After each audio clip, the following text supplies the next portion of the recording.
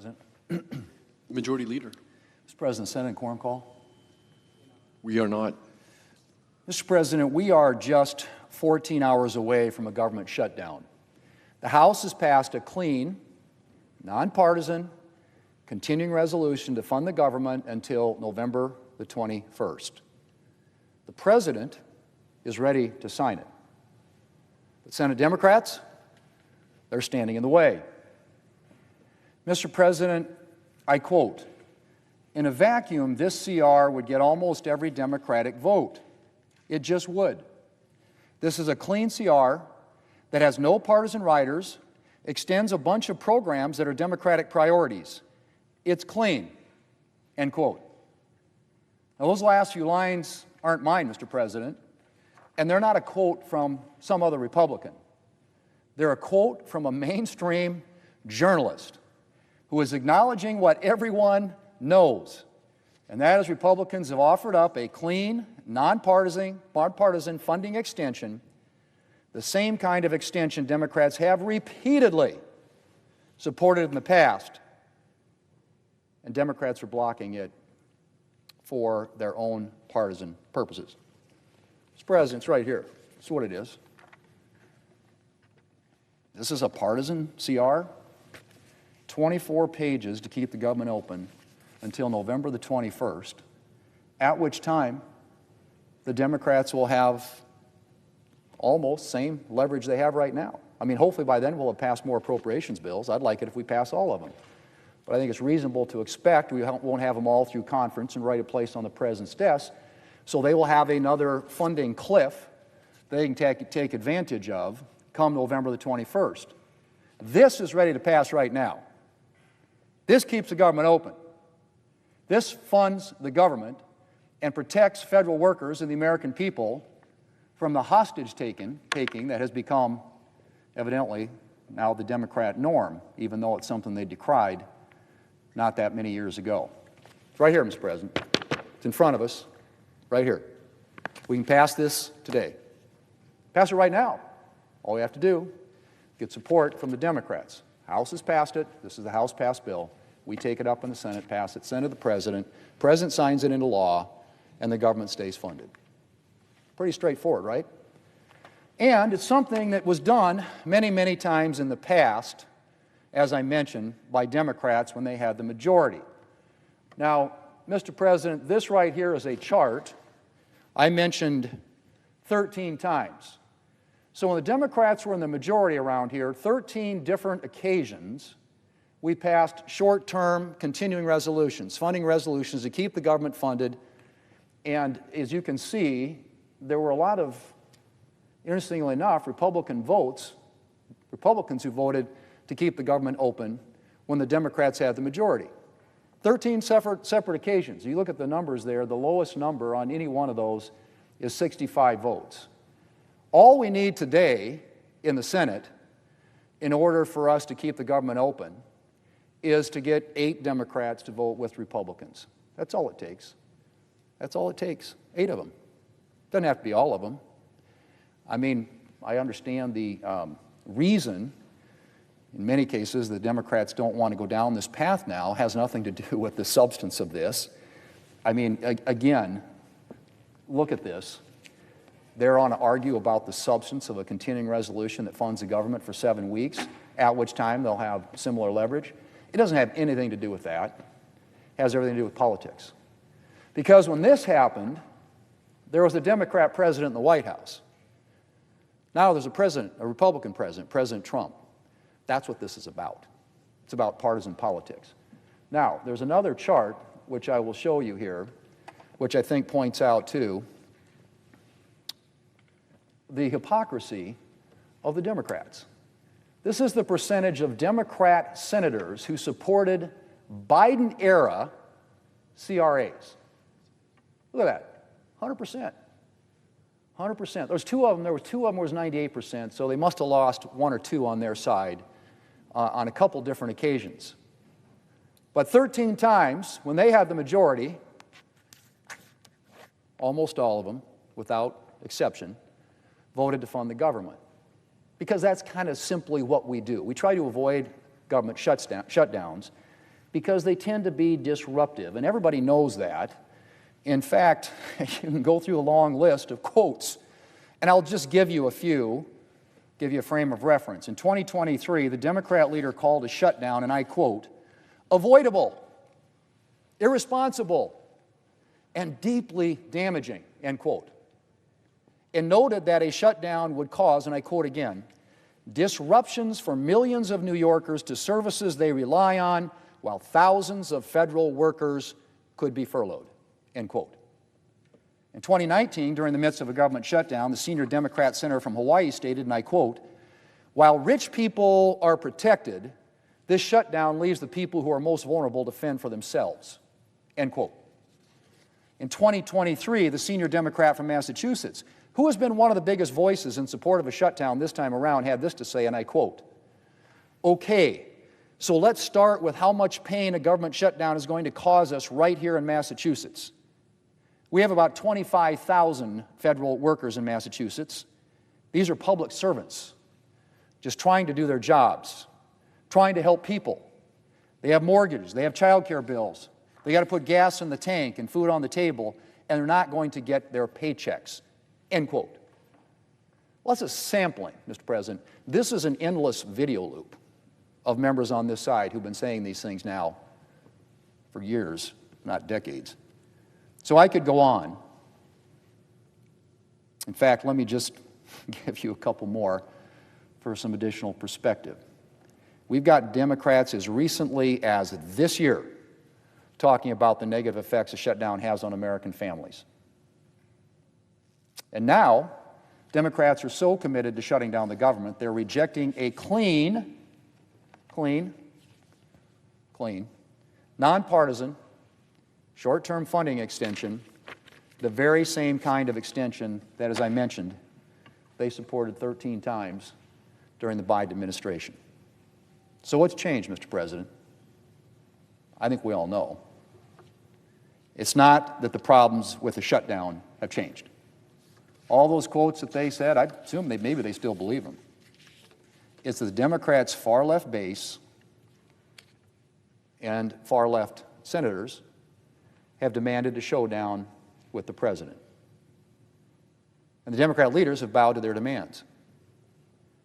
And apparently, the American people just have to suffer the consequences. Now, Mr. President, when I took office as Majority Leader, I made it clear my commitment to regular order, in particular to a bipartisan appropriations process.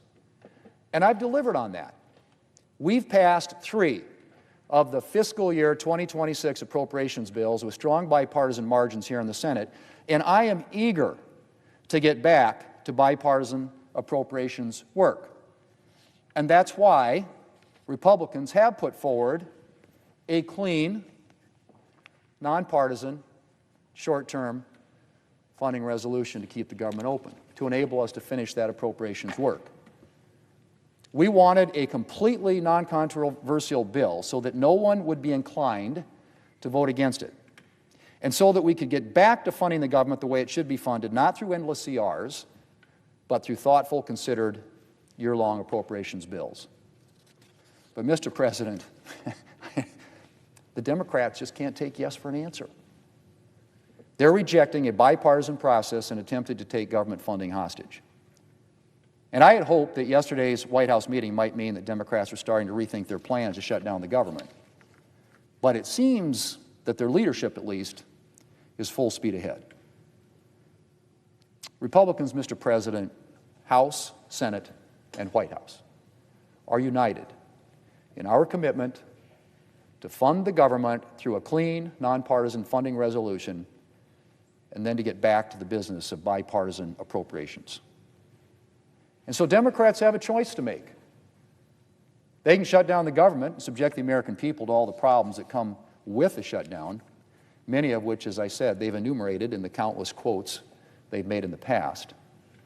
Or they can join Republicans to pass a clean, nonpartisan, short-term funding bill and keep the government's lights on. For the sake of the American people, Mr. President, I really hope they choose the latter. Mr. President, I yield the floor.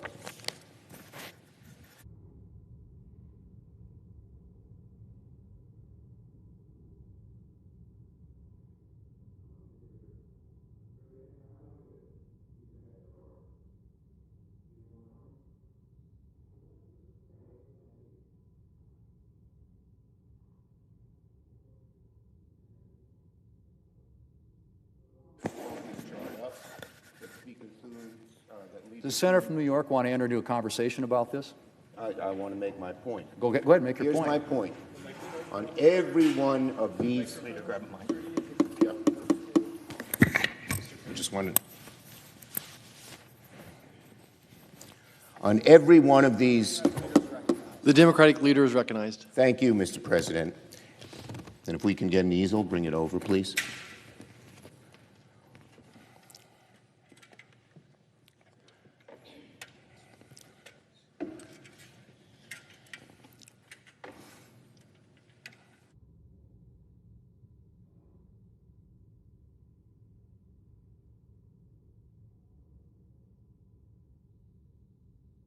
I thank the leader for letting me borrow his chart for a minute. So he's pointed to each of these bar graphs, percentage of Democratic senators who supported Biden CRSs. Yes, that's true. Guess why?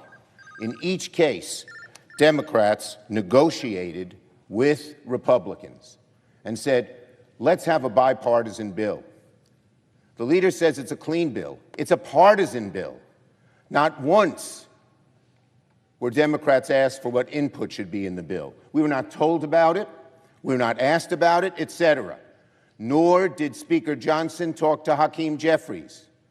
You cannot pass legislation in the Senate when it comes to appropriations unless it is bipartisan. So the leader will say it's clean. No, it's not clean because there was no discussion. Every one of these times I went to the Republican leader and said, what do you need, what do you want? And in many cases, we had to significantly change the bill. One of our bills had aid to Ukraine. The Republicans didn't want it. To avoid shutting down the government, we talked to them, negotiated, and took it out. But not once was there any bipartisan discussion or talk on this bill. We wanted to give our Republican colleagues a chance. That's why some of us back in March said, okay. But we saw what happened after that. We saw a decimation of health care in the BBB. So bad right now that 80% of Americans support renewing the tax credits of the ACA. We saw them use rescissions, pocket rescissions, impoundments to undo what was done in the legislative process. So the world has changed, but that one way it's changed, and there are several, and I'll get to those, one way it's changed is there was no discussion. And we asked to have meetings. Hakeem Jeffries and I asked the leader and the speaker to sit down with us as early as July. They didn't. The job of a leader is a bipartisan negotiation. And the appropriators, which you'll say are discussing things, but the two issues we care about,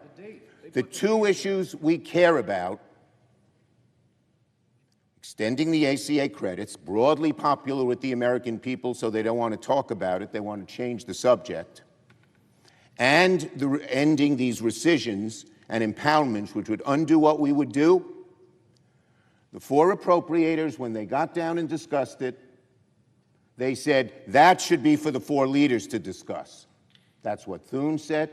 That's what Cole said, the Republican head of appropriations in the House. That's what Collins said. That's what Murray said. That's what DeLauro said. They did not discuss it with us at all. So to say the appropriations process is working is wrong. It's not working. It's not working because the leaders wouldn't discuss it with us, as we discussed with Republicans on every single one of these, what should be in the bill and add to the bill. Please. So the senator from New York, the way that we've done it, and it's a different business model than the one he used, we actually have the Appropriations Committee sit down. And the date that they came up with, November 21st, was agreed upon by the House and Senate appropriators, Republican and Democrat. Would the Speaker yield? Would the leader yield? I will. And the Ukraine issue you're talking about wasn't a CR. That was an entirely different issue. So don't throw that into this mix. It was not. But it was what not we're an talking entirely about, different the issue. Democrat leader and his colleagues have the same leverage on November the 21st. This is a short-term CR.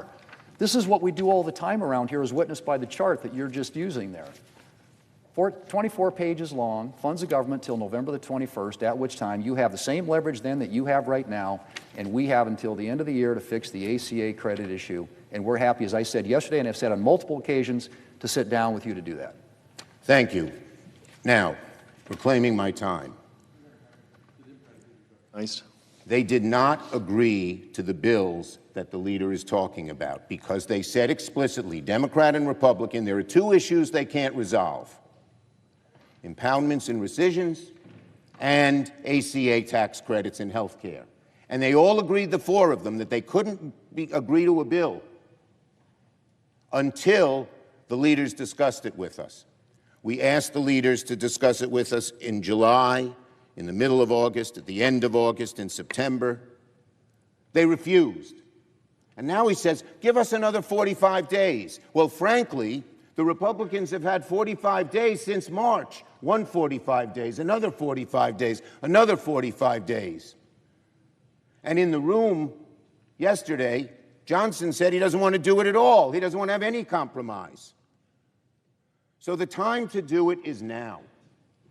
And the idea that we can do it till January, when we talked to the president yesterday, he didn't understand this. But I know that the leader does. On October 1st, in a day or two, millions of Americans, millions, are going to get notices that their insurance premiums will rise an average of $400 a month, $5,000 a year. A middle-class family can't afford that. We want to renew those credits, among other things in health care, but renew those credits so that people won't pay that horrible increase. You can debate health care all you want, but the overwhelming majority of Americans, Democrat, Independent, and even a good number of Republicans, want us to renew those credits. And the impoundment rescission, I mean, what does the leader think? That we should go along, come to an agreement, and then let them undo it unilaterally as they've done once and now have asked to do it more? No way. That's not how you deal with this, and we never had another president who did it. So I repeat, I love this chart. Democrats negotiated with Republicans. Democrats negotiated with Republicans. Democrats negotiated with Republicans, and on through the whole chart. Didn't happen this time. Leader Thune did not come once to me and say, is this bill acceptable? What do you want in the bill? So they call it clean. We call it extremely partisan. Not one discussion, House or Senate, between the two leaders. That is not how you negotiate. And that is not how you pass appropriation bills. And the Appropriations Committee is stalled by their own admission because the leader will not come and talk to us about it. Now, let me make a few other points. Republicans are heading us into a shutdown. We stand at the precipice of a government shutdown because Republicans are not serious about keeping the government open. If you want one glaring instance of that, Speaker Johnson sent his people home. They're home right now, even though the government will conclude at midnight. There's only one conclusion you can draw when the Speaker sends the House home: that he wants a shutdown. He doesn't want to negotiate. All they want to do is force us, try to bully us, and they're not going to succeed, into taking their partisan bill, take it or leave it. That is not how this place works.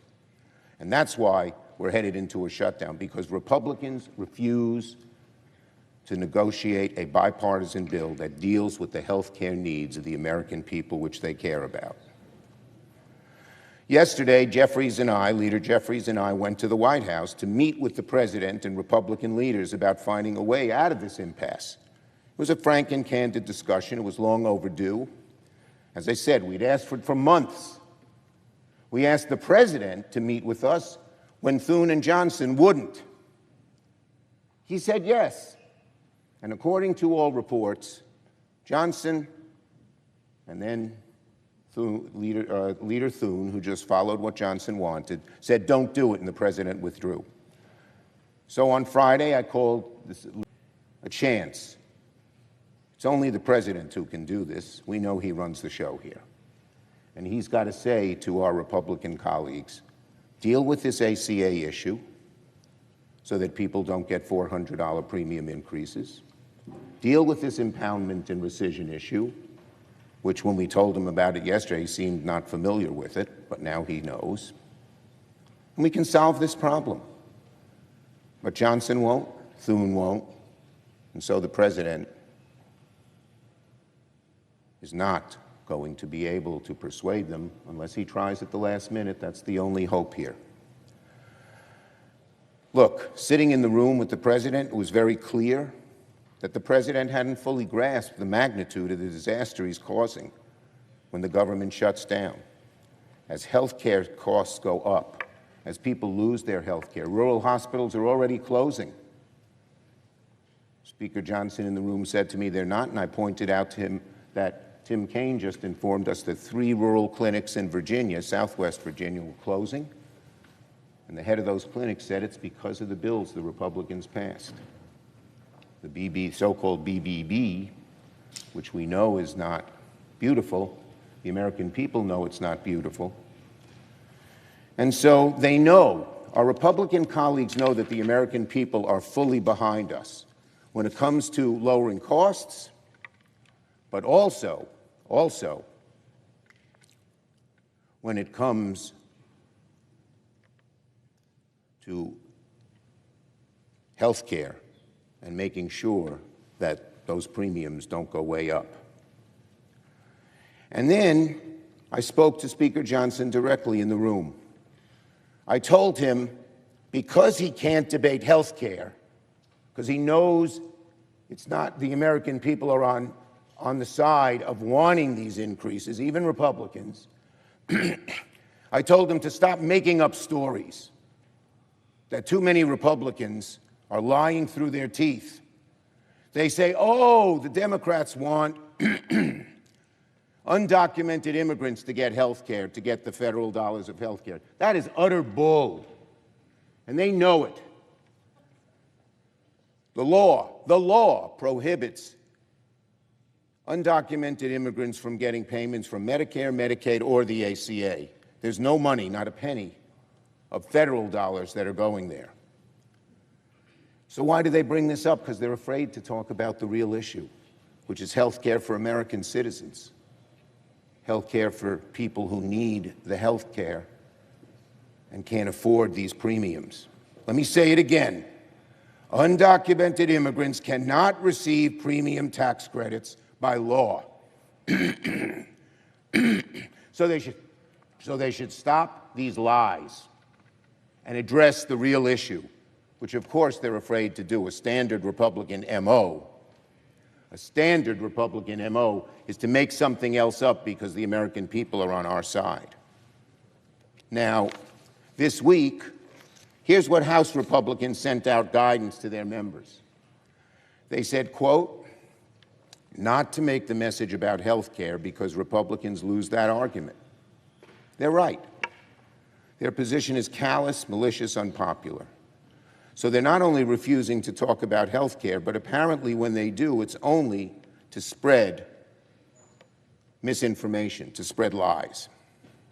I said this to Speaker Johnson in the Oval Office yesterday. I told him it was total bull, I think that's the word I used, to say that we want undocumented immigrants to get federal benefits, that it can't happen by law, and nothing we've proposed in our bill changes that. He sort of smirked, that's it, because he knows the truth. He knows the truth. And they're lying to the American people, these Republicans who use this, because they know how unpopular their position is.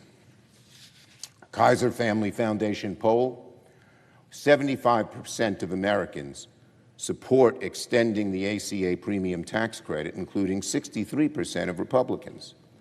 Republicans have chosen the losing side of the health care debate because they're trying to take away people's health care. They're going to let people's premiums rise. And this idea that we can do this at January, no. The notices go out October 1st as to how much increase people will get in 29 states, and they only have a short time, long before January, to decide, are they going to drop their health care because they can't afford it? Are they going to take a lesser plan where they pay more through deductibles and co-payments? Or are they going to keep that plan and cut back on buying a car, going on a vacation, or worse? Republicans have simply put, folks, the Republicans have chosen the losing side of the health care debate. Losing side.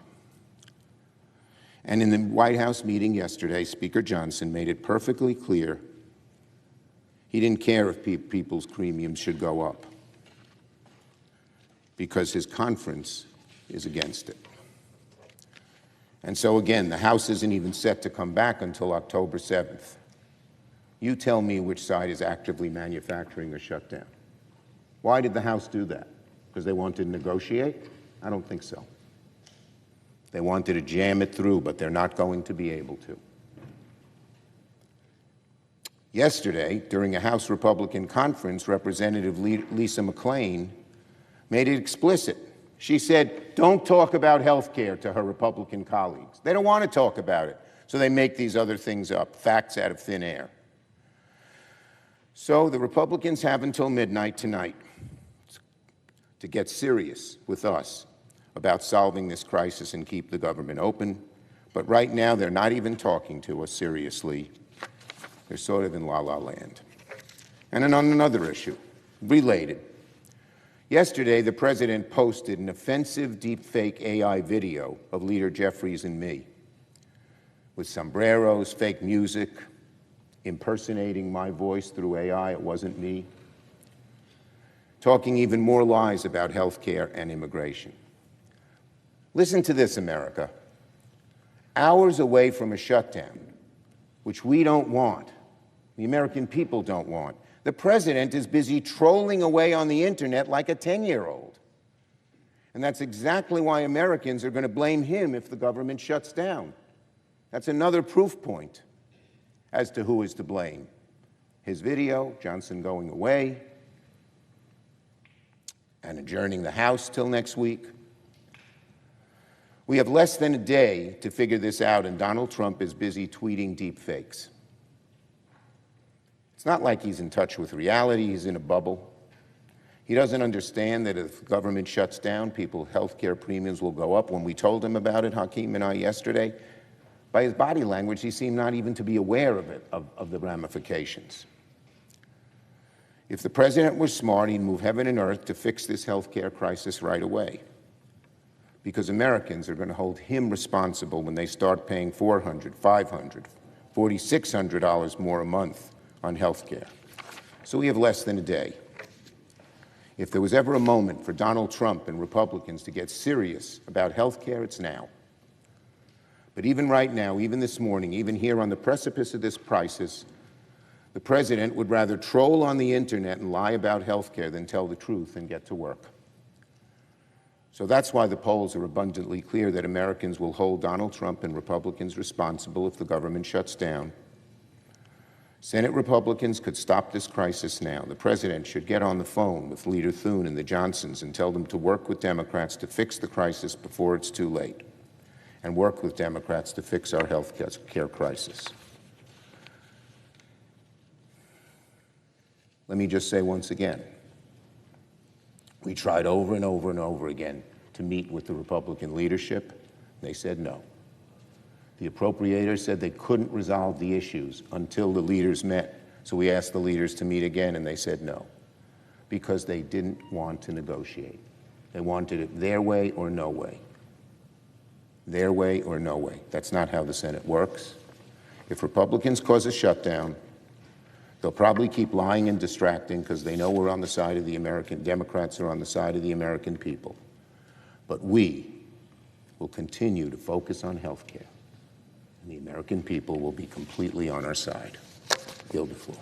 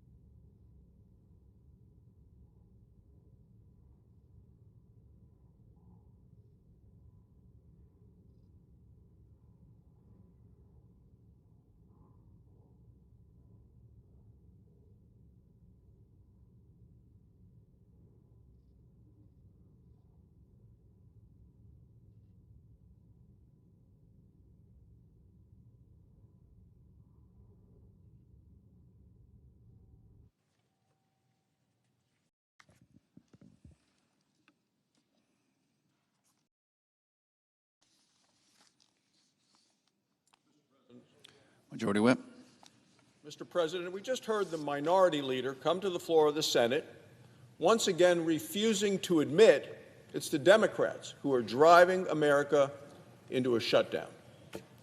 Let me remind everyone what Senator Schumer himself said in 2013.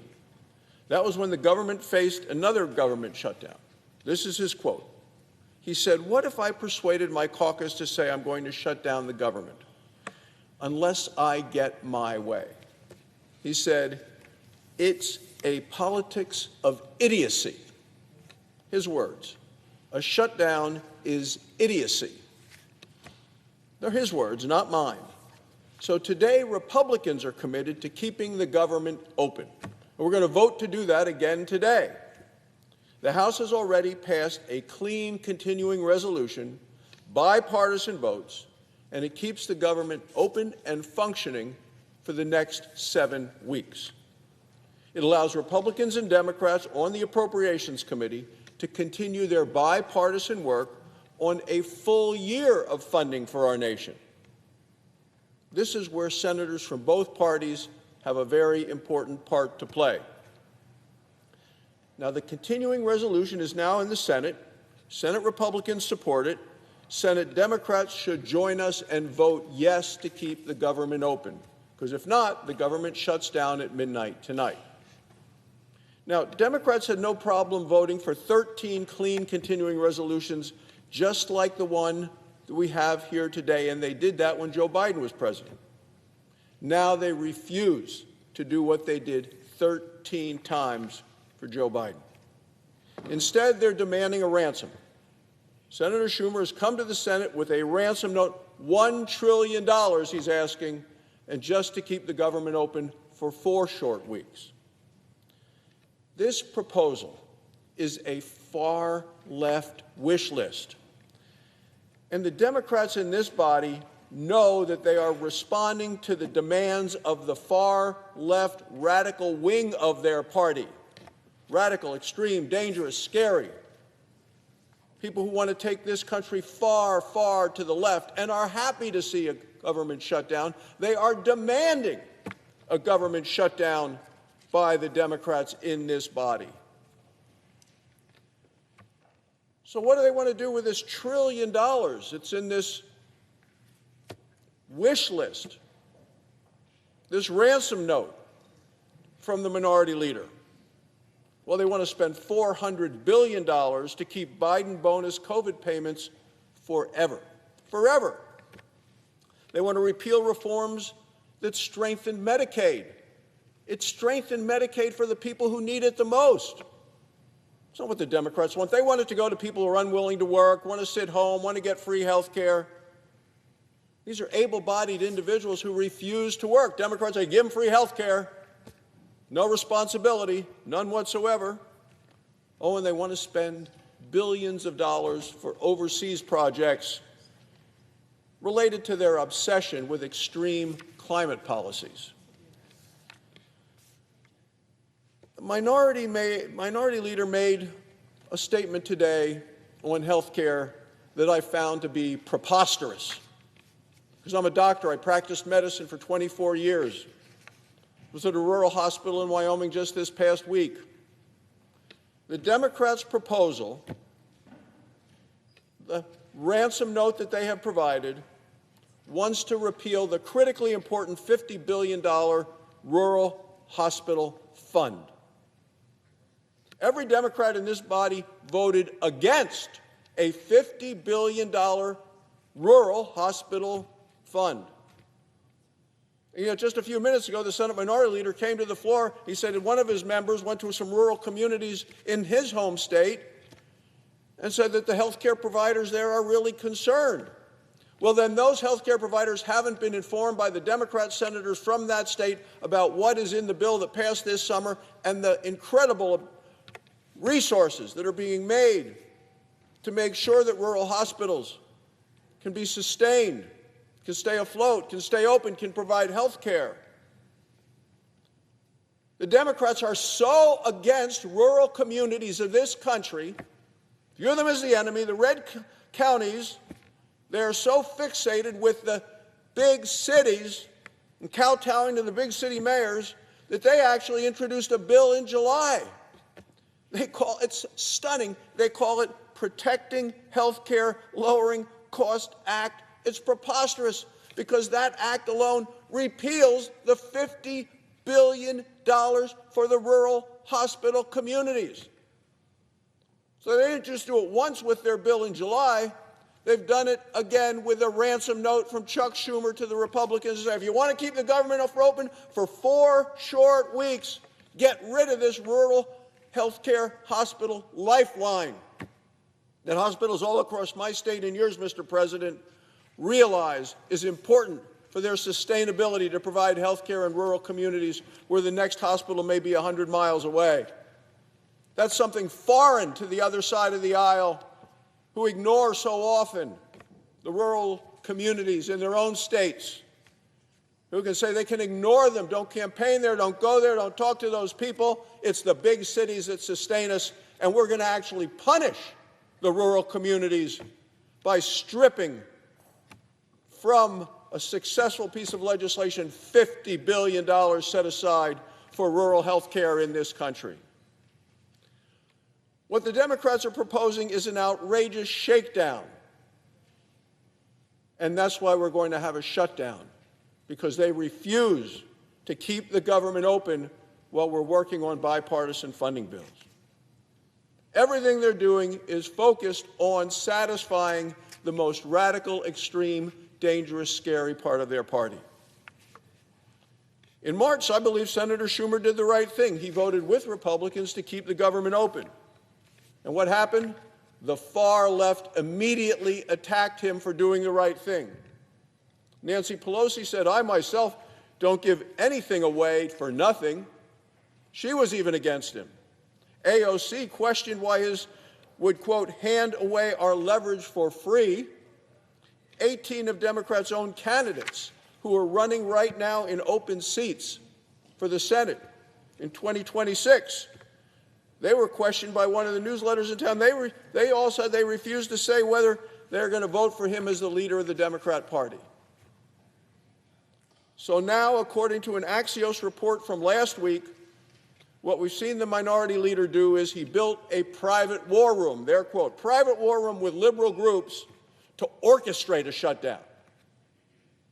So when I hear the minority leader come to the floor, say, oh, we don't want to do it. He's been orchestrating this, according to this news report, for months, orchestrating with his liberal private war room. He and his staff have been meeting with these groups every week for the past 2 months to plan the shutdown that begins tonight at midnight. Senator Schumer's doing exactly what he once called the politics of idiocy. He's threatening to shut down the government unless he gets everything that he wants. Well, Republicans are not going to pay the ransom, and the American people aren't going to pay the ransom. We're not going to sell out our nation's service members, our law enforcement officers, our seniors, our air traffic controllers. Let me remind everyone who pays the price for a Schumer shutdown. The American Legion warns of a shutdown that will, quote, directly affect the lives of veterans and their families. They'll pay a price for the Schumer shutdown. Vietnam Veterans of America put it plainly, quote, for veterans, a shutdown is an immediate disruption of care, support, and progress on life-saving initiatives. They'll pay a price for the Schumer shutdown. The National Fraternal Order of Police says a shutdown, quote, will cause major disruptions for programs that fund public safety efforts in our communities. They'll pay a price for the Schumer shutdown. The National Association of Police Organizations adds, federal law enforcement officers who are working to protect our cities and communities from violent crime, drugs, and guns will be putting their lives on the line without getting paid. They'll pay a price for the Schumer shutdown. The Association of Mature American Citizens warns that seniors on fixed incomes will face, quote, backlogs and service disruptions. They'll pay a price for the Schumer shutdown. The National Cattlemen's Beef Association says farmers and ranchers will lose, quote, predictability and stability as harvest season begins. They'll pay a price for the Schumer shutdown. The National Grocers Association warns that vital programs feeding low-income families and children will run out of money. This is the reality, Mr. President, of a Schumer shutdown. Here's the bottom line.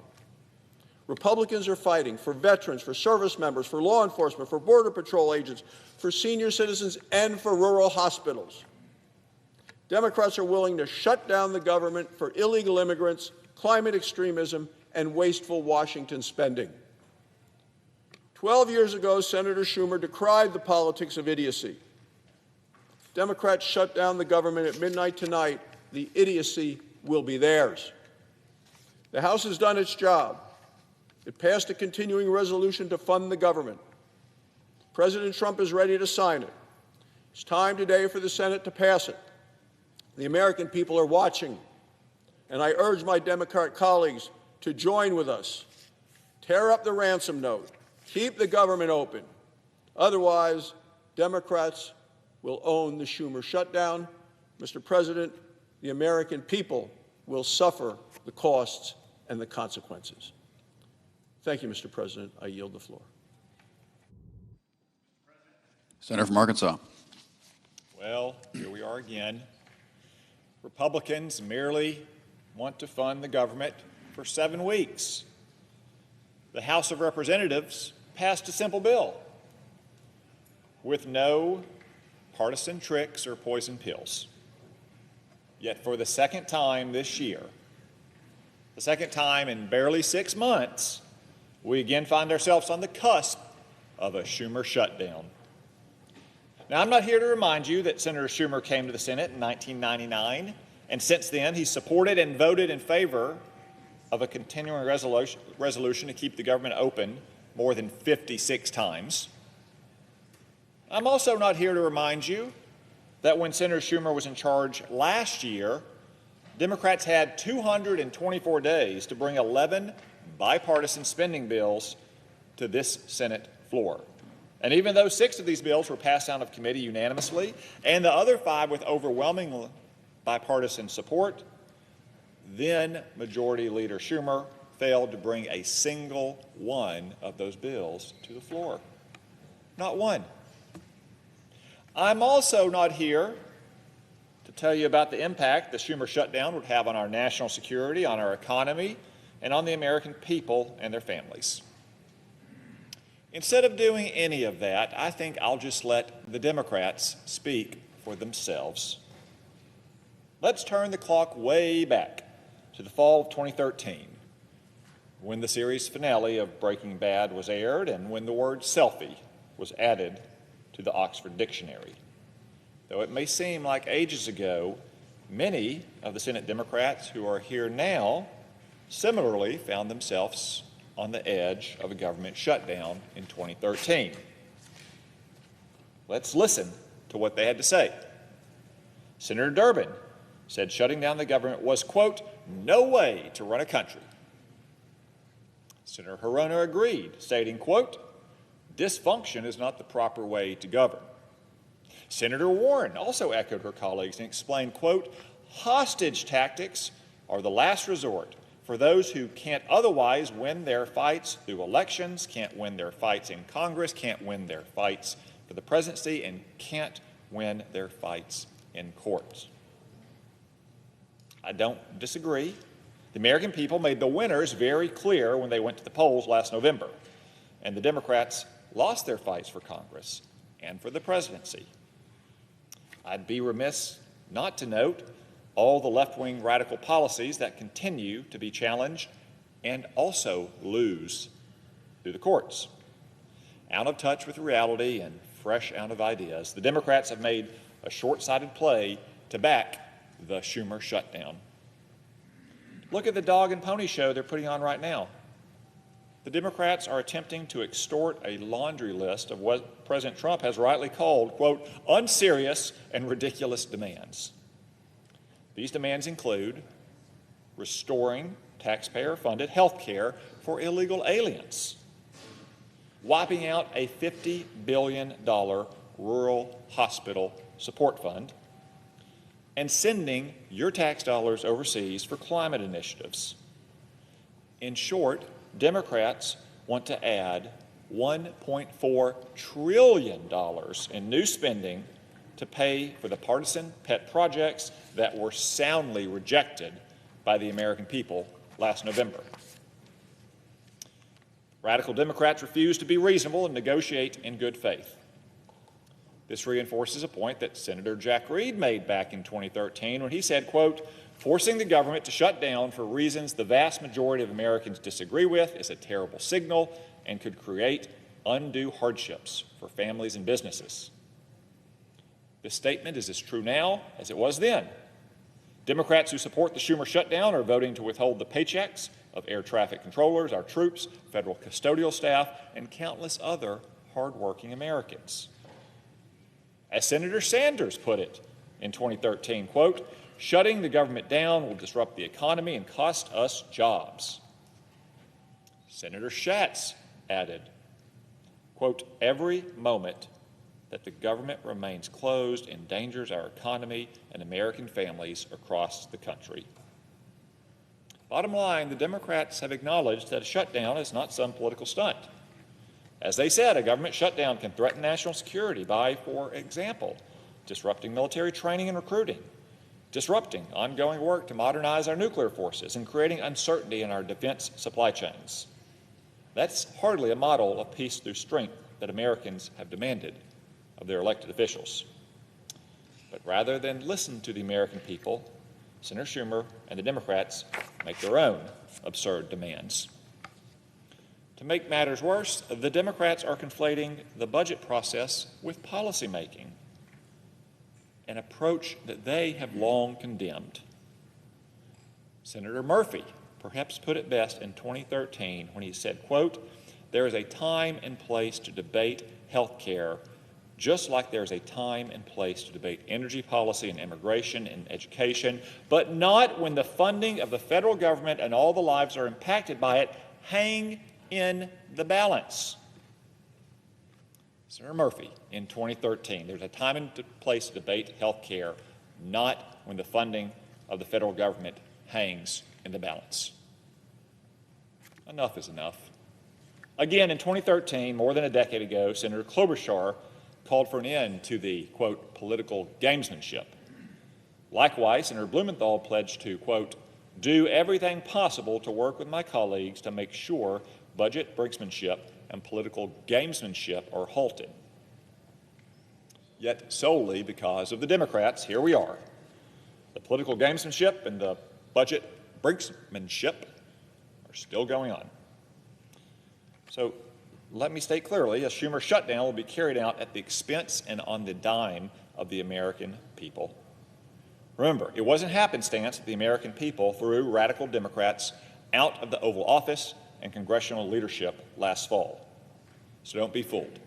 The Schumer shutdown is a last-ditch effort to save face after spending years pushing disastrous policies that led to rising costs and skyrocketing crime.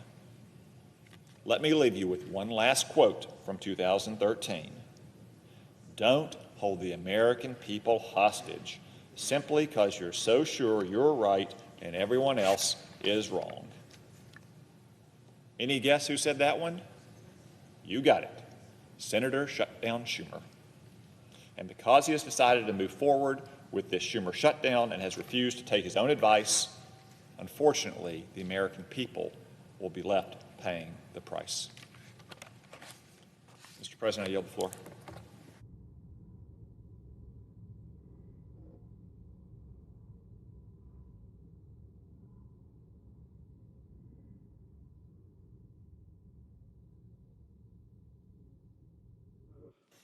Senator from Massachusetts.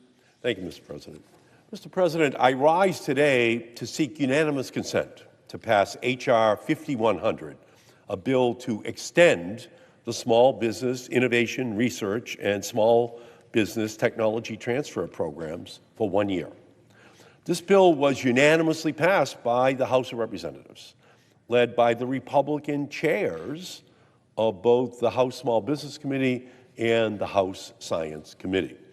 Hundreds of small businesses have written to Chair Ernst and to me, urging passage of the House bill to avoid ending the program. The national academies, including Trump's former Undersecretary of Defense for Acquisition, wrote to us urging passage of H.R. 5100. And given that the House will not be in session today, any objection or modification to this unanimously passed House bill will result in the program ending. Yet here we are, watching the clock expire on one of the most bipartisan and successful small business programs in our government. If we don't pass this bill, more than $4 billion worth of research and development funding for research institutions and small businesses is at stake.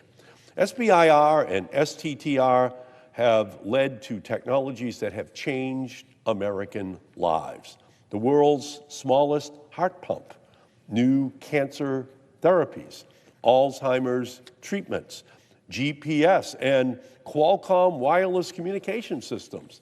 This program has gone above and beyond the expectations of those who enacted it more than 40 years ago. For every SBIR dollar spent, the program returns $22 to $33 in economic benefits. And this number includes, contrary to recent rhetoric, positive returns on investment from the top 25 companies. 63% of the top 25 companies commercialized their technology.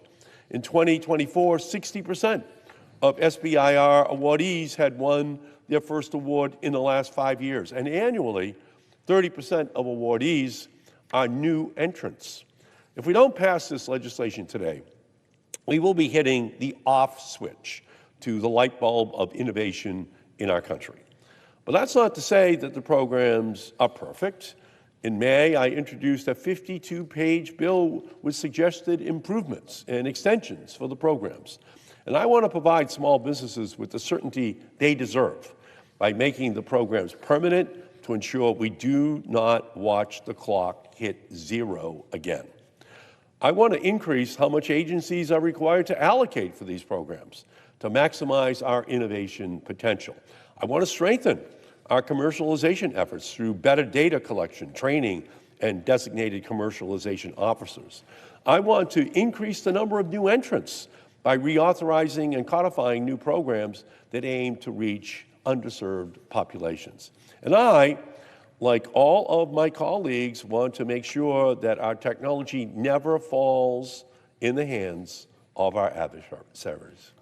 That is why I want to continue the bipartisan program enacted in 2022, which has identified and mitigated foreign risk in its short period of implementation.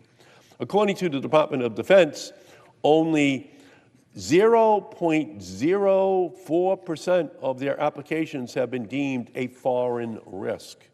If H.R. 5100 is not enacted, the current safeguards we have in place on foreign risks go away.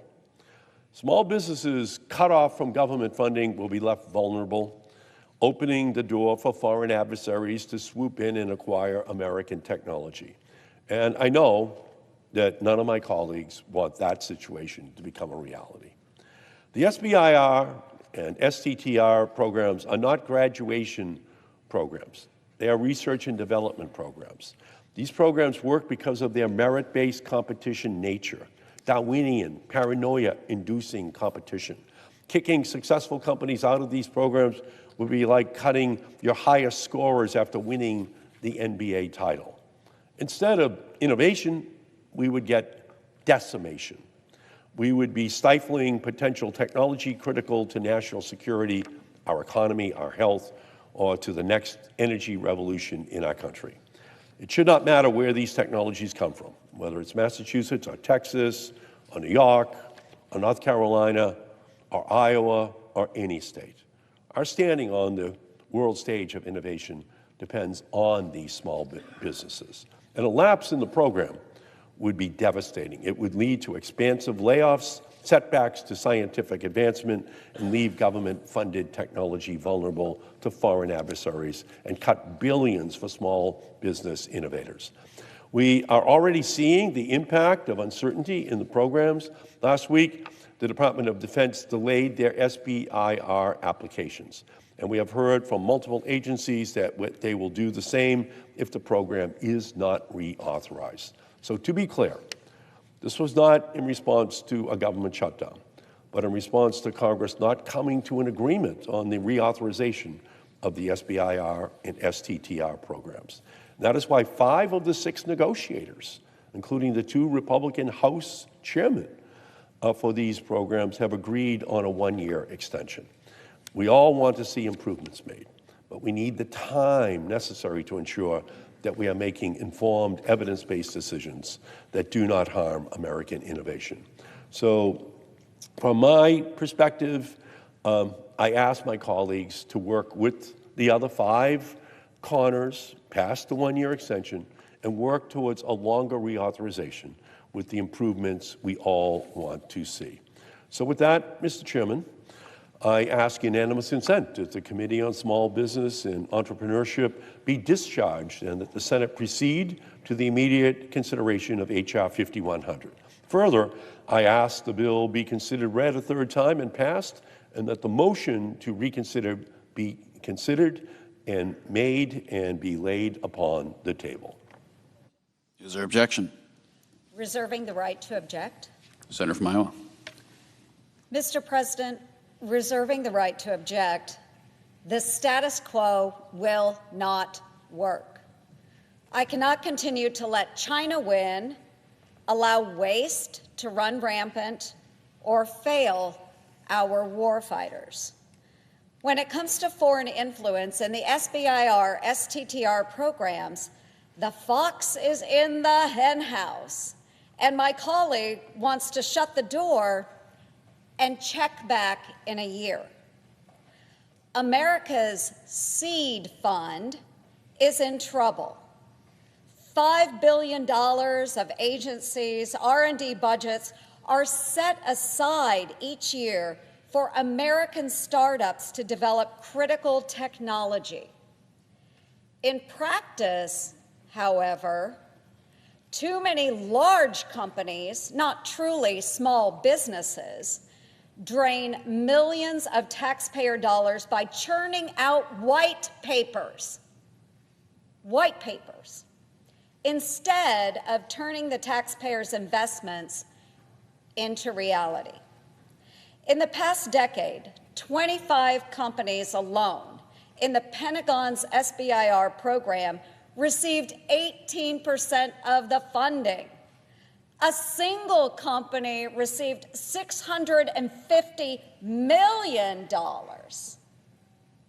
more award dollars than the total issued to all companies in 26 states combined. Even the Pentagon's Defense Innovation Board concluded that the SBIR program has consistent overinvestment in a small number of companies that fail to deliver scalable capabilities to warfighters, warranting direct corrective action. In short, our warfighters are not properly benefiting from the billions of dollars being invested into SBIR mills. Additionally, companies linked to our adversaries funnel taxpayer-funded intellectual property into communist China and beyond. I have been crystal clear that I cannot support a 1-year clean extension of the SBIR, STTR programs unless meaningful reforms are included to ensure every dollar serves America's investments. In just 2023 and 2024, we know 835 applications for SBIR, STTR funding were flagged for foreign risks. 835. Yet, only 303 of those applications were denied. Even worse, a lack of foreign due diligence standards across government has opened the door for exploitation. Some agencies denied 100% of those flagged applications, while other agencies denied less than 1% of those flagged applications. When I shared my report with the Pentagon, they agreed that there are significant threats to our national security that must be addressed. If this program is to be extended, our taxpayers deserve to know that their representatives are, at a minimum, stopping wasteful spending to unproductive firms and implementing urgent safeguards to protect technology from our adversaries. That's why my amendment to H.R. 5100 would provide a 30-day extension of the SBIR and STTR programs with necessary reforms. Simply, this measure would, number one, root out waste and prioritize our truly small businesses by establishing a reasonable lifetime limit on SBIR funding, which would affect only 0.2% of participants in the program. And two, counter Chinese espionage by standardizing the foreign risk definition across our federal agencies. It's common sense, folks. We shouldn't be serving as a subsidy for Beijing when we are unleashing the golden age of America. But that risk is real and present today. And additional taxpayer dollars cannot go out the door unless we secure this program now. Our country cannot and should not delay these reforms any longer.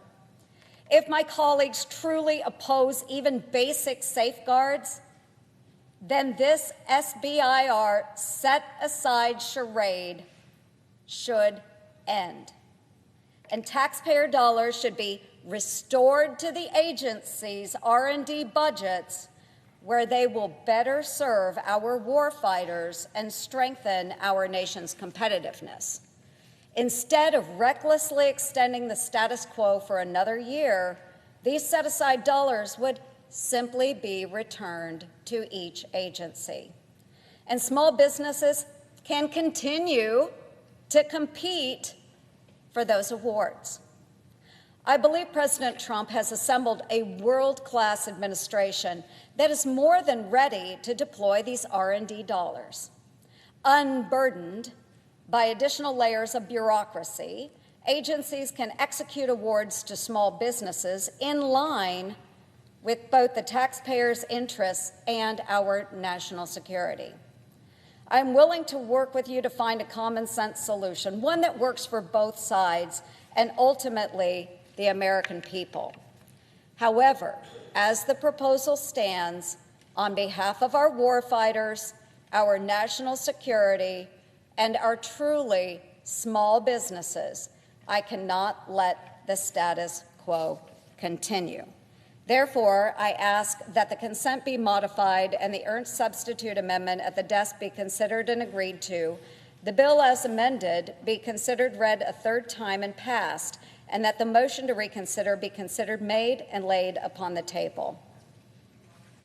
Is there objection to the modification?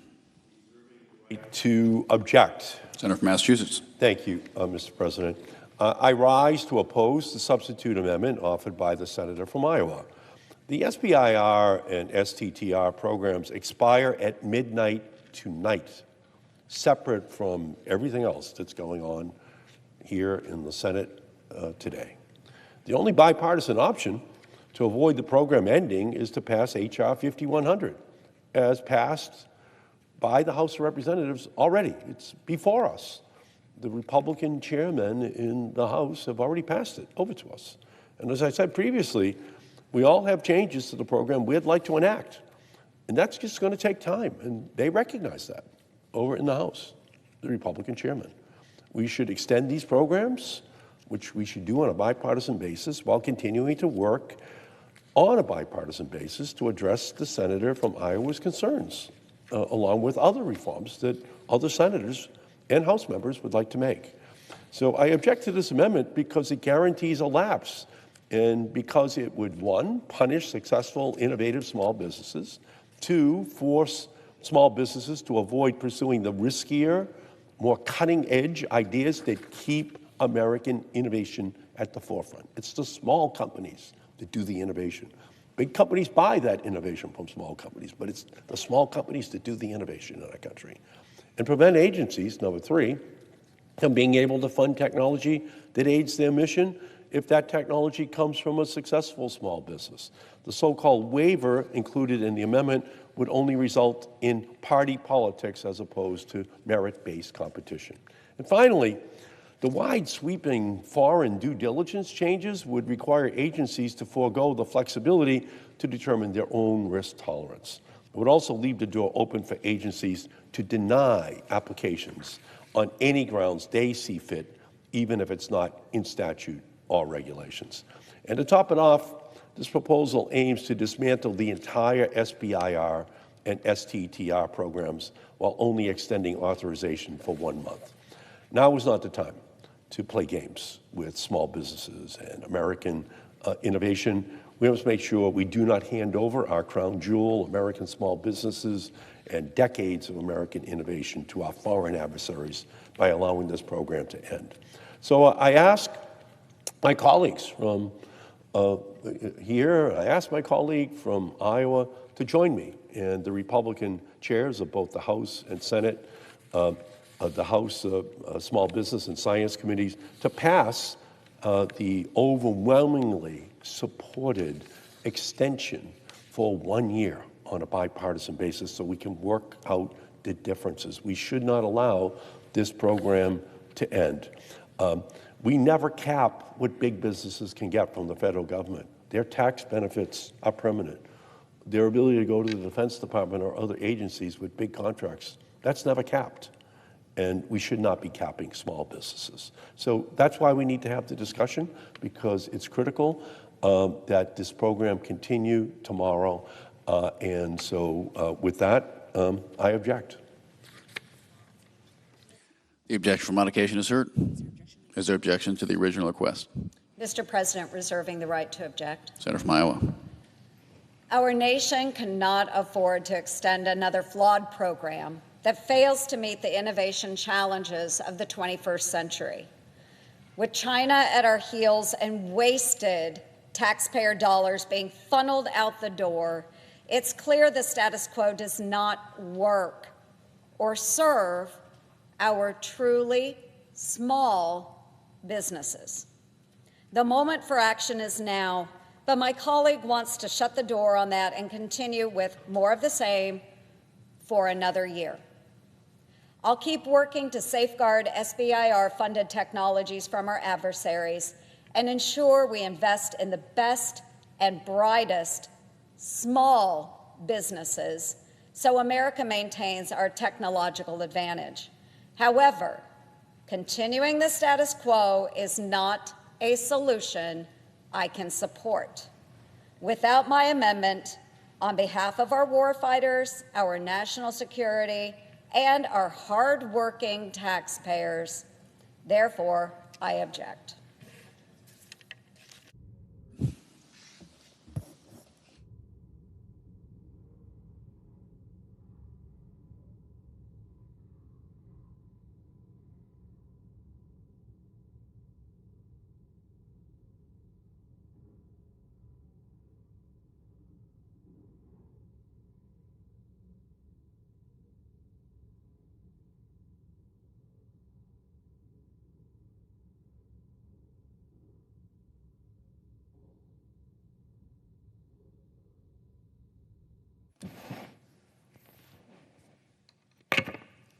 Mr. President. Senator from Iowa. Mr. President, the same Washington politicians who were whining about DOGE laying off unnecessary bureaucrats just a few months ago are now exposing who is and who isn't an essential employee by forcing a government shutdown. In the past, non-essential employees were sent home and then eventually paid for not working during a shutdown. This is an absolute waste of taxpayer dollars. With Democrats blocking passage of the bill to keep the government open, thousands of non-essential employees could be furloughed indefinitely when funding expires tonight at midnight. Instead of paying these bureaucrats for not working, the Trump administration may eliminate many of these non-essential positions altogether. Of course, our brave men and women in uniform will continue answering the call to duty without pay if there is a shutdown, as will other essential employees. But you know who will still get paid? The politicians who failed to do their jobs and caused the shutdown, namely Senator Schumer and the Democrats in Congress. Keep in mind, the bill they are blocking would keep the government funded at Biden's budget levels, go figure, while continue working out our differences. Senator Schumer himself stated earlier this year, no reasonable member on either side, Democrat or Republican, wants a government shutdown. Both sides recognize that a government shutdown would mean crushing delays to veterans programs, nutrition programs for women, infants, and children, delayed benefits for our military, and so much more. Senator Schumer went on to say, only extremists who can't win an argument are willing to shut down the government, to bully everyone else into submission. And folks, that's exactly what is happening now. But ironically, it is Senator Schumer who is being bullied by the extremists within his own party. These are the radical socialists demanding we defund the police and ICE and allow our streets and borders to once again be overcome by chaos and lawlessness. Senator Schumer previously shut down the government for over a month in a failed attempt to stop President Trump from securing our southern border. During that time, food safety inspections were stopped, permanent damage was done to some of our national parks, scientific research was put on hold, applications for small business loans became backlogged, the low-income folks, the elderly and people with disabilities lost rental assistance and were forced to live in fear of eviction. And 300,000 federal employees who went without a paycheck for over a month were eventually paid for doing nothing, costing taxpayers $3 billion. Folks, no one wins when Democrats shut down our government. It is obvious the Democratic leader is shutting down the government for one simple reason: to protect his own job. But that's not even working.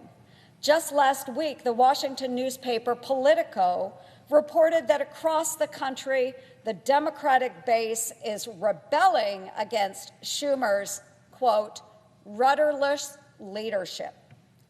Well, folks, that's a sentiment we all share. From the far left to the right, there is widespread disappointment with Senator Schumer's inability to perform his basic duties, like doing his part to make sure our military gets paid on time and the government stays open. So on behalf of all Americans, for his rudderless leadership, his petty partisanship, and his silly shutdown shenanigans, the recipient of the Non-Essential Government Employee of the Year for 2025 is Senator Chuck Schumer. And with that, Mr. President, I yield back.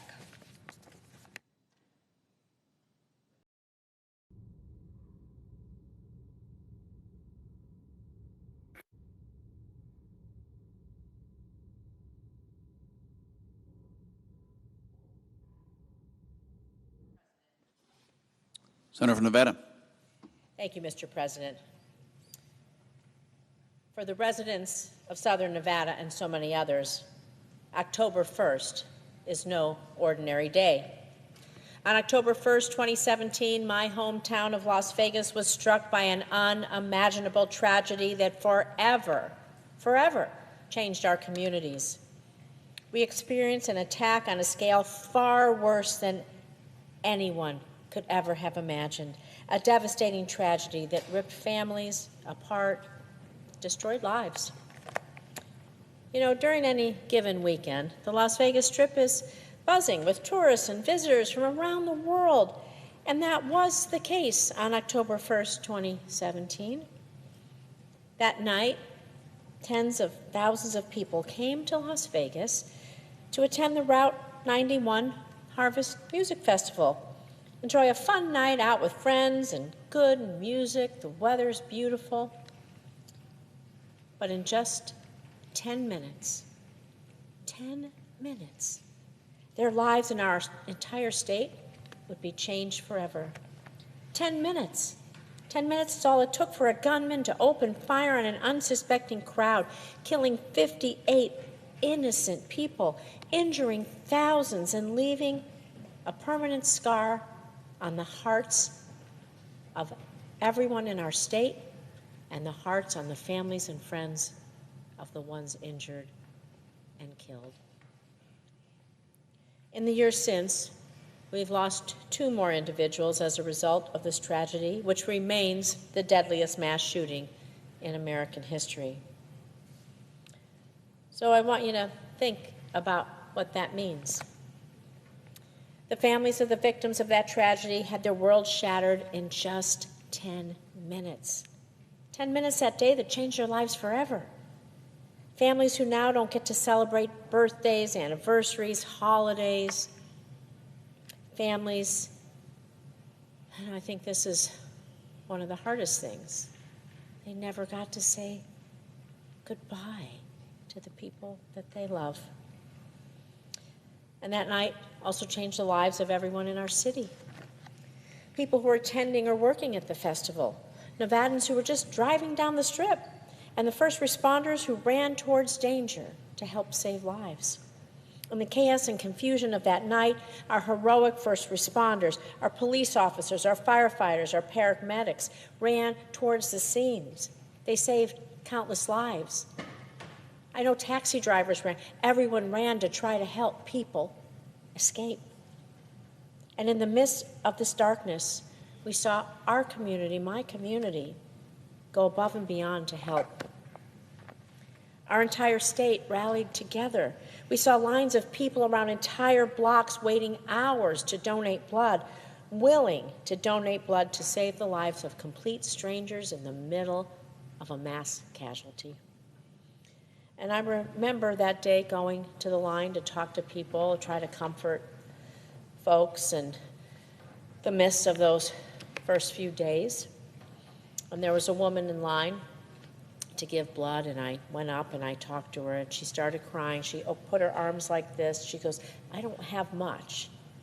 She goes, but blood is all I have to give, and I'm here. She started crying. I started crying. It was such a moving moment. She goes, this is what I can give, her arms outstretched.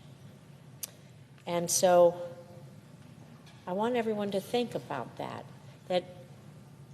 the hearts of so many in a tragedy go out to those they don't even know to do what they can and give what they can, coming from the heart.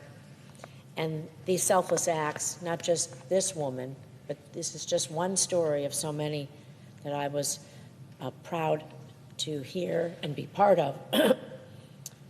This showed the country why we're Vegas strong. And I'm here today to honor the memories of those we've lost as a result of that terrible night on 1 October and everyone else who was impacted. And as we remember and reflect on this event, we must also commit ourselves to action to make sure that no other community in the nation goes through what we went through. In the last few years, we've so sadly seen shootings at universities, including UNLV in Las Vegas, in schools, in places where people go every day, like supermarkets and churches. Mr. President, we saw that just this weekend. And just this year alone, there have already been 53 school shootings in the United States. And so it's clear we need to act, and there are things we can do on a bipartisan basis. The 1 October shooter relied on bump stocks. They're just dangerous devices that attach to guns to make them fire bullets even faster, so that a shooter can fire more bullets in a short period of time, in order to inflict as much pain and carnage as possible. And I hope we could agree that nobody wants that. No one wants that. And in response to this unprecedented tragedy, 2017, President Trump issued a federal rule that banned bump stocks, and it did help save countless lives from these deadly modifications. Unfortunately, the Supreme Court overturned this common sense federal ban, allowing these dangerous bump stocks to flow into our streets once again. And so this puts more lives and communities at risk, which is why I helped introduce bipartisan legislation earlier to restore this common sense federal ban on bump stocks. Because we have the power to do something. So let's pass this bipartisan bill and save lives before the next tragedy hits another unsuspecting community. Because trust me, nobody wants to go through this, no community. Nobody wants to give this speech. Nobody wants to look in the eyes of the families. No one wants to go to that reunification center. No one wants to go to the hospitals. No one wants to go see the memorials grow and grow time after time. No one wants to see this in community after community every single day. There has to be some common sense about what we can do. And so as we approach the 8th anniversary of the 1 October shooting, I just ask all of my colleagues in this chamber to remember and honor the memories of the victims, their families, their loved ones, everyone whose lives were forever changed that night. I also ask that we come together as Republicans and Democrats in a bipartisan way just to save lives by passing our common sense bill to ban bump stocks. I think it would make a difference. And I just pray that those out there watching find comfort in remembering that their loved ones' memory serves as a blessing to them, and that we will always continue to honor them. Thank you.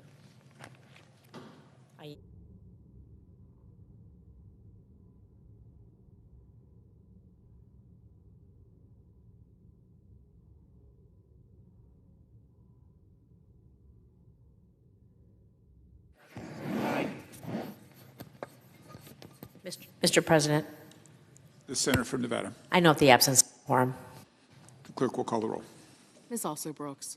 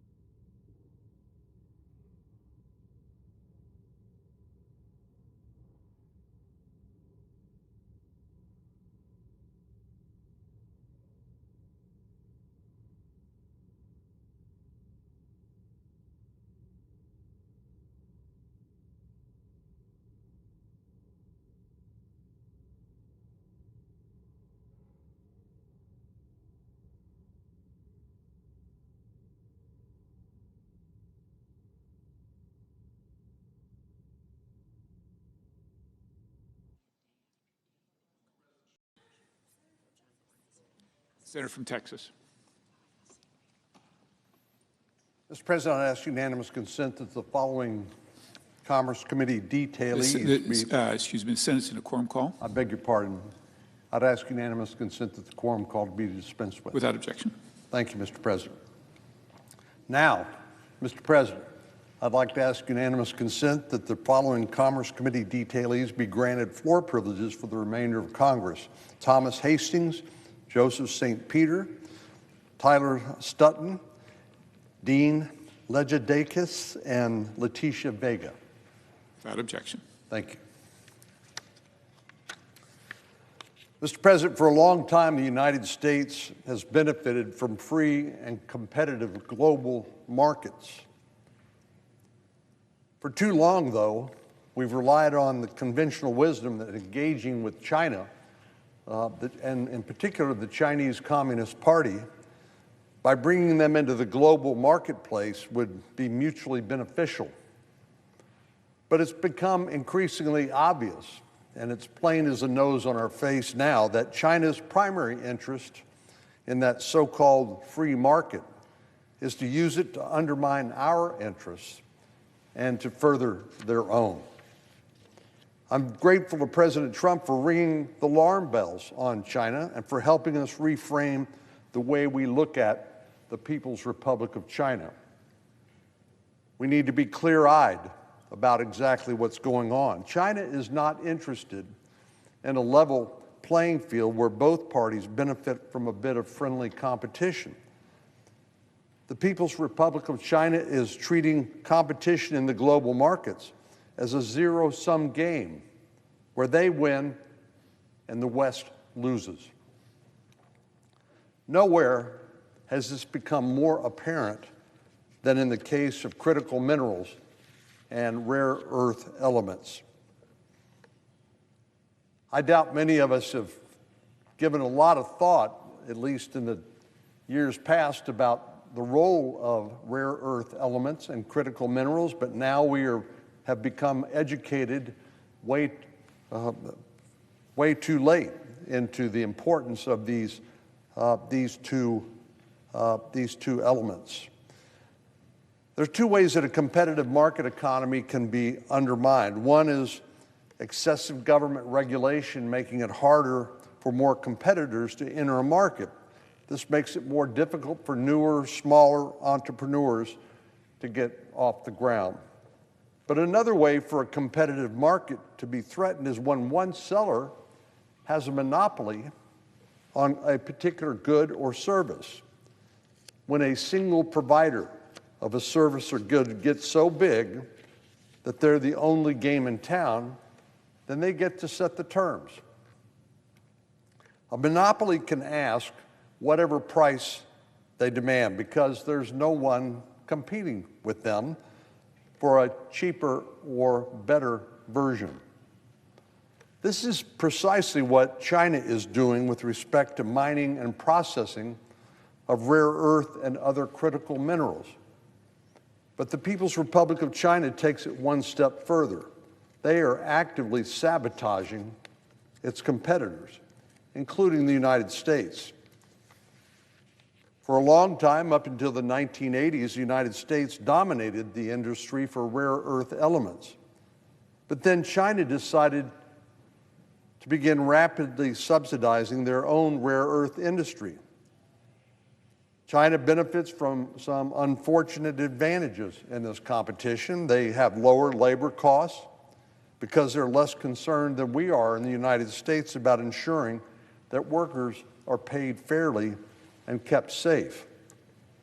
And we know China has lower environmental standards than we do here in the United States, which further makes it more difficult for the United States to compete against them.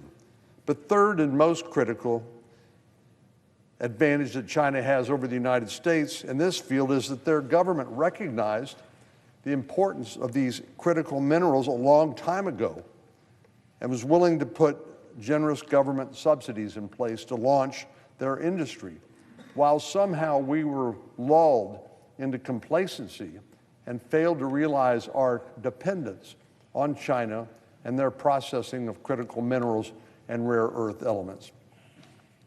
Now, people may be asking, why do we care about critical minerals and rare earth elements? Well, the truth is these elements are essential to producing magnets and other components of our vehicles, our robotics, our aerospace, and our defense systems. We can't build our weapons systems to defend our nation and to deter aggressors without access to these processed rare earth elements and critical minerals. That's how important it is. But China has been successful in sidelining the United States and other global competitors, becoming effectively the only game in town, or I should say, in the world, when it comes to mining and processing these minerals. Well, whether we realized it or not, there's hardly an aspect of our daily life that would not be affected were China to cut off our access to these processed rare earth elements and critical minerals. From our iPhones to the cars we drive, even our washing machines. Because China recognized how important these minerals are, their government is willing to take extraordinary measures to make sure that they control the supply chain for these critical minerals in the future. What are these extraordinary measures that they've taken? Well, over the last 20 years, China has invested $57 billion through state-backed financial institutions in the forms of loans to Belt and Road participant countries in order to gain leverage over the global supply chain for these critical minerals. More than 75% of these investments are structured through joint ventures and special purpose vehicles in such a way that Chinese entities have ownership stakes, allowing them to influence the extraction and processing of these critical mineral projects. More forebodingly, last December, China took steps to ban exports of technologies used in mining and processing rare earth elements in order to exert further control over the supply chain and enhance its leverage when dealing with the United States in various binational negotiations. In April of this year, China placed export controls on 7 rare earth elements, requiring any company that wishes to export them to acquire a special license. And if they didn't, obviously it would be illegal. While the terms and conditions of the licensing process are still being spelled out in more detail, this may become the tool to incentivize various countries to act in China's interest to protect their own access to these minerals. In other words, it's not just the United States that depends on these rare earth elements and critical minerals. It's virtually every other part of the global community. And when China sees likely competitors, it floods the market with excess supply of these minerals, lowering the market price and thereby sidelining any potential competitors. Now, just to be clear, rare earth elements and critical minerals can be mined in many places across the globe. Where China has gotten the monopoly or virtual monopoly is 90% of them are processed in China. So you may mine rare earth elements or critical minerals in Chile or in the United States or Australia or somewhere else, but 90% of them must be processed in China because they're not other competitors for the reasons that I've mentioned. Because China will stop at nothing to manipulate the market, prices have dropped dramatically when they flood the market with processed minerals. Since 2023, for example, cobalt prices decreased 59.5% from $82,000 per ton to $33,000 per ton. again, because China is manipulating the market to discourage any competition. Nickel prices decreased by 73.1% from $48,000 per ton to $13 per ton. And lithium prices decreased 86.8% from $68,000 to less than $10,000. Consequently, several plants that were designed to open up in the United States to compete with China have had to close because of their inability to maintain profitability in this economic environment. The United States' only cobalt mine opened in 2023 and was forced to close less than a year later when nickel plants in Australia and New Caledonia shut down in the same time frame. And while these competitors have closed their doors, Chinese firms have continued to hold on to their state-sponsored monopoly. China has been taking these steps for decades, right beneath our nose, to develop this near monopoly that they currently hold on mining and processing of critical elements. As the United States, we should have seen this coming, and we could have done something about it, but we didn't. Joe Biden could have spent the last 4 years in the White House tackling this issue head on, but here we are with virtually nothing to show for the Biden administration's so-called efforts. So we're playing catch-up with the Chinese Communist Party, which is not a good place to be. If another pandemic were to happen, disrupting global supply chains, or if we were to find ourselves in a hot war with China, or even difficult trade negotiations with China, which we will, and they decided to cut off trade with the United States, there would be drastic consequences to our economy, to our military preparedness, and to our ability to deter an aggressive Chinese Communist Party. Americans would not be able to purchase the electronics that power our lives day in and day out. Our Department of Defense, or Department of War as it's now called, would be hamstrung in its ability to obtain critical components for the weapon systems that are used to deter aggression by our adversaries. And elderly or chronically ill Americans would be unable to obtain the pharmaceutical remedies they rely upon to simply stay alive. Well, fortunately, while we're late to the game, things are moving now in a better direction under unified Republican control. In March of this year, for example, President Trump issued an executive order directing the Departments of Interior, Defense, or now as it's called, War, Agriculture, and Energy to work together to accelerate domestic investment and production of critical minerals. And Congress also did some things in the One Big Beautiful Bill to help. That legislation included an allocation of $2 billion to the Secretary of War to increase U.S. critical mineral stockpile through the National Defense Stockpile Transaction Fund. And an additional $5 billion was provided for investments in critical minerals through the Industrial Base Fund. Furthermore, this law tightened our definitions of foreign entity of concerns, which will help ensure that Chinese critical mineral companies are not availing themselves of the U.S. tax credits in order to invest in their own critical mineral efforts. While there are ongoing discussions to ensure that the defense authorization bill that we are currently on includes provisions such as the reauthorization of the Development Finance Corporation that our colleagues, Senators Risch and Shaheen, have sponsored this year, we need to make sure they're successful in those efforts. The Development Finance Corporation works to incentivize private capital markets to invest in our most critical supply chains.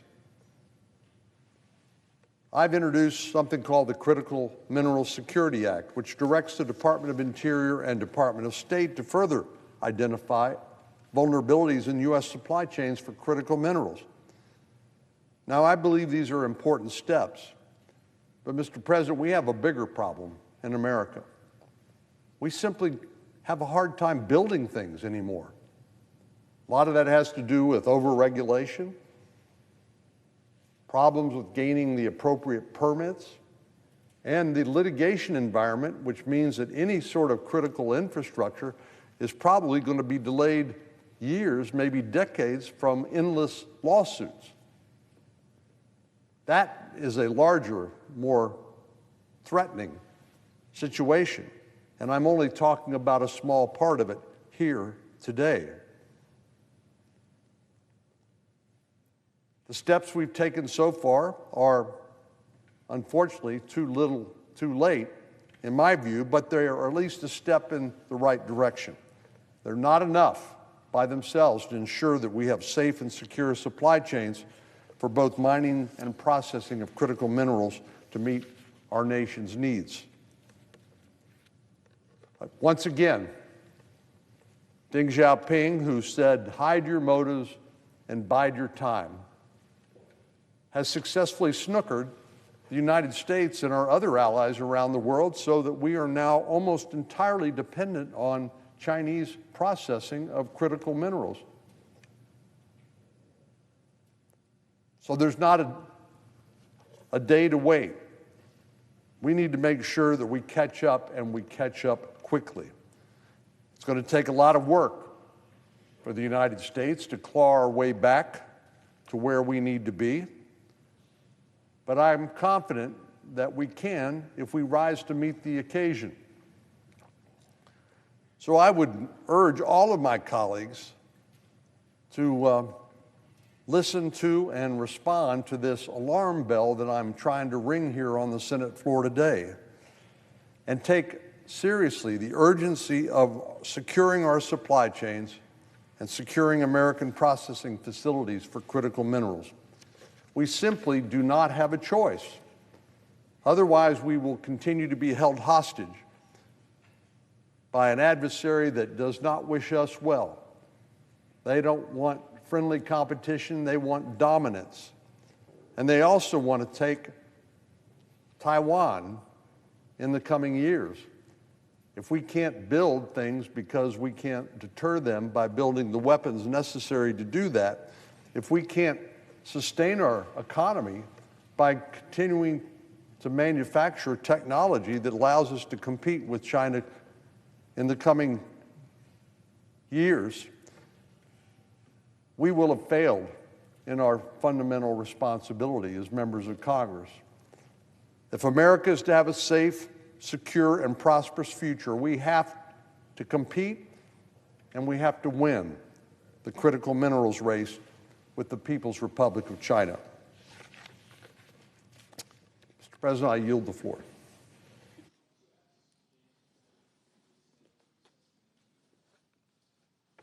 Mr. President, I would ask unanimous consent that the previously scheduled recess begin immediately. Without objection. Under the previous order, the Senate stands in recess until 2:15 p.m.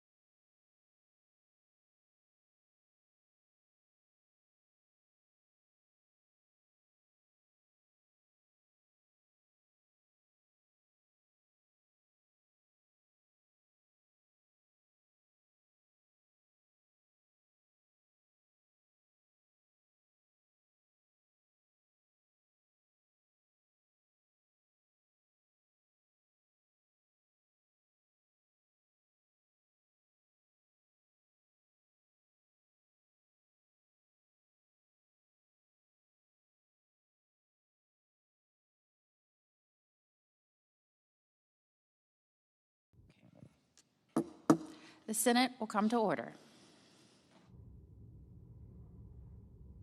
Madam President. Senator from Michigan. Madam President, in just a few hours, the Cybersecurity Information Sharing Act is set to expire. If we don't extend these critical authorities, we will lose one of our most effective defenses against cyber attacks. As our adversaries' attacks continue to grow more aggressive and more sophisticated. This law has protected our economy, it has protected our infrastructure, and it has protected our government for more than a decade. It allows private companies and federal agencies to share real-time threat information before attacks spread, before systems are compromised, and before damage becomes irreversible. If this law expires, it'll be harder to protect businesses and critical infrastructure against cyber attacks. And cyber criminals and our adversaries will be emboldened to continue to try to breach our defenses.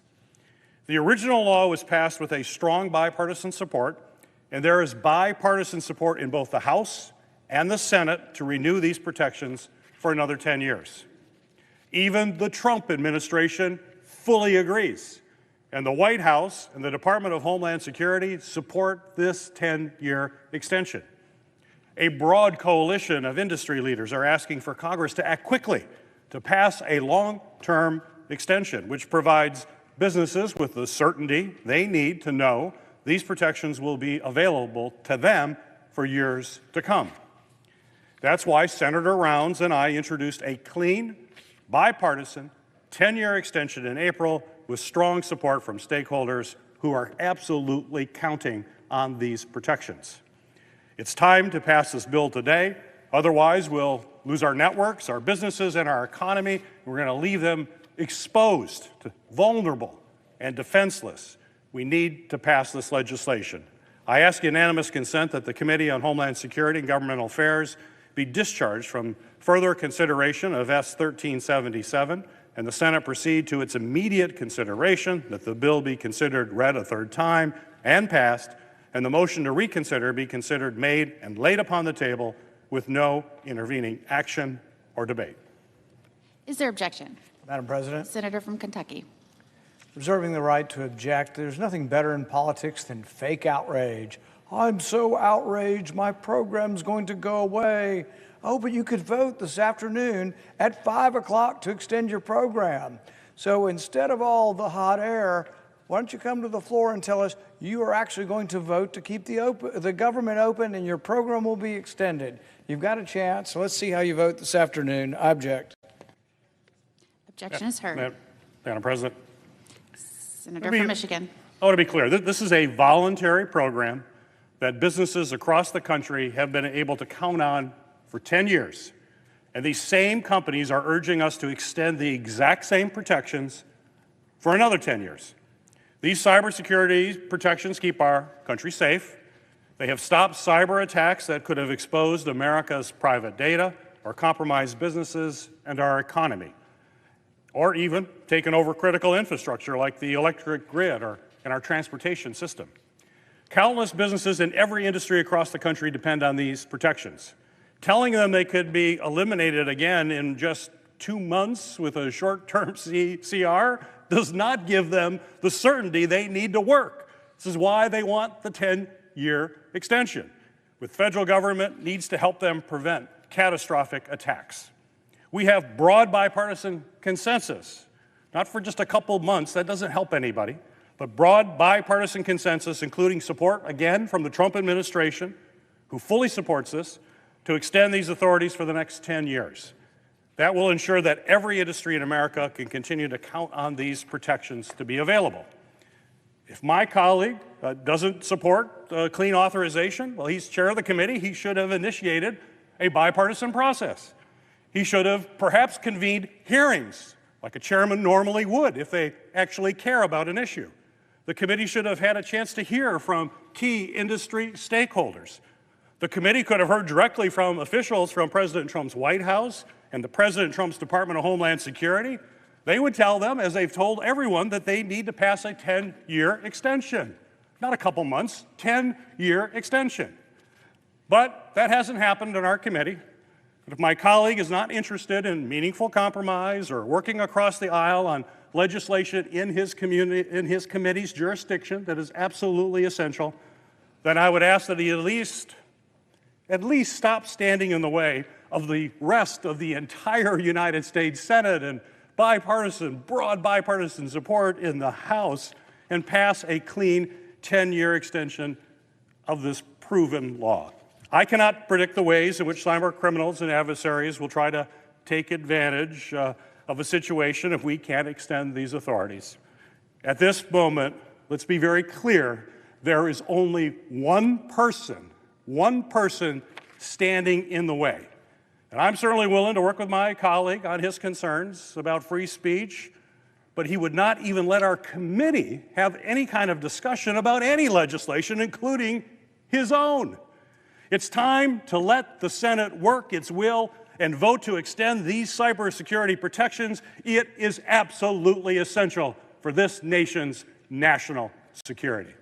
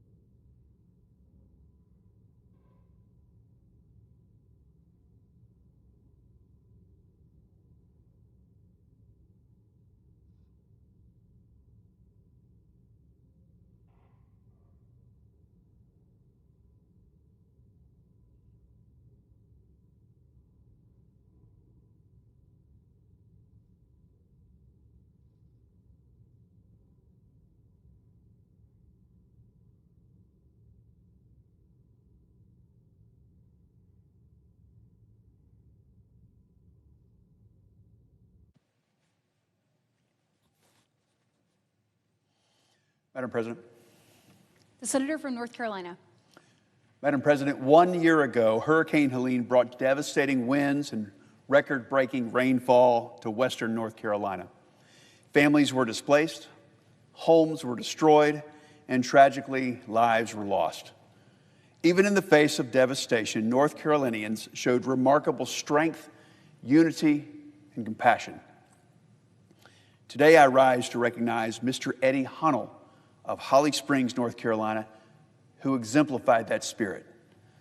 On Friday, September 27th, 2024, floodwaters surged through North Fork, New River, and Grassy Creek, North Carolina.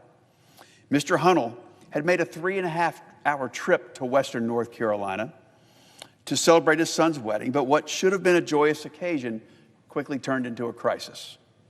As rising water carried trees, furniture, and other debris downstream, Mr. Hunnell spotted a 66-year-old Grassy Creek resident in distress, Miss Leslie Worth. She was wearing a life jacket. She was standing in the second-story bedroom window of her home that had been knocked from its foundation. Miss Worth bravely jumped out of the window to save her own life. She plunged into the dangerous conditions and was swept up by the current, and without a moment's hesitation, Mr. Hunnell made the brave decision to attempt to rescue her. He steered a canoe through the flood and then, undeterred by the raging current, leapt into the water and swam to reach her. Through determination and resolve, he swam to her to safer ground, undoubtedly saving her life. This was nothing short of an act of extraordinary bravery and selflessness. Once Miss Worth was reunited with her husband, Mr. Hunnell, he welcomed the couple to join his family that evening at his son's rehearsal dinner. He knew they were without a home, without a meal, and without any warmth. He even went further by setting up a fund to help them rebuild their lives, and he was the very first to contribute. In June, Mr. Hunnell was recognized for this extraordinary act of heroism as a recipient of the Carnegie Medal. This award honors civilians who risk death or serious physical injury to an extraordinary degree saving or attempting to save the lives of others, and I could think of no one more deserving than him. Madam President, the motto of the great state of North Carolina is esse quam videre, which means to be rather than to seem. I firmly believe Mr. Hunnell has lived out our state's motto to the fullest. His actions remind us that in times of crisis, ordinary individuals can perform extraordinary deeds. I'm grateful for his swift, life-saving intervention during Hurricane Helene to save an innocent life, and I ask my colleagues to join me in honoring him for his exemplary service. May his courage continue to be an inspiration for us all. I yield the floor.